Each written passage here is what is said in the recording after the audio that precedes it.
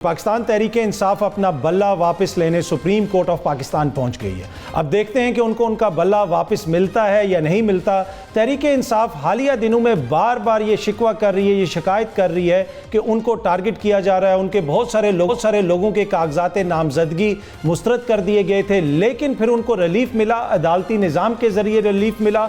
उनकी जो अपीलें थी ट्राइब्यूनल्स के अंदर वो मंजूर हुई। अगर आप उनकी लीडरशिप को देखें तो फरदौस शमीम नकवी साहब जो हैं उनके कागजात मुस्तरद हुए थे, लेकिन अब उनकी अपील मंजूर कर ली गई है। इसके अलावा सब्तैन खान साहब इस लिस्ट में शामिल हैं, राजा बशारत शामिल हैं, ईमान ताहिर शामिल हैं, नाज ताहिर शामिल हैं, राजा राशिद हफीज़ शामिल हैं, आज़म खान न्याजी शामिल हैं, इसके अलावा उमैर खान न्याजी शामिल हैं और भी बहुत सारे उनके लीडरान हैं जिनकी अपीलें मंजूर हुई हैं। गुज़िश्ता रात हमने ये भी देखा कि पाकिस्तान के सूबा खैबर पख्तूनख्वा की हाई कोर्ट में ज़रताज गुल जो पाकिस्तान तहरीक इंसाफ की रहनुमा हैं वो वहाँ पे बैठी हुई थी। वहाँ से उनका एक वीडियो पैगाम आया, वो बहुत ज़्यादा परेशान थी, वो रो रही थी और फिर रात को अदालत खुली और पेशावर हाई कोर्ट के चीफ जस्टिस इब्राहिम खान साहब ने उनका मुकदमा सुना, उनकी हिफाजती ज़मानत मंजूर की।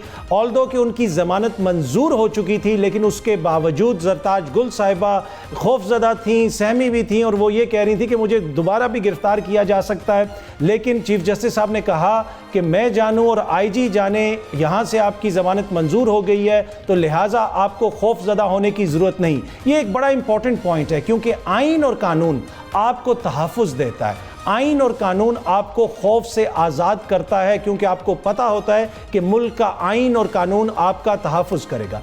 आप इस वक्त अगर देख लें तो हम लोग इलेक्शंस की तरफ बढ़ रहे हैं और उससे पहले मुल्क का जो सियासी पारा है वो बहुत ज़्यादा बढ़ता जा रहा है। वैसे तो इस वक्त सर्दियां हैं, मुल्क में सर्दी भी है, धुंध भी है, लेकिन सियासी गर्मी इतनी ज़्यादा होती जा रही है जो कतन पाकिस्तान के लिए, इस मुल्क के लिए दुरुस्त नहीं है।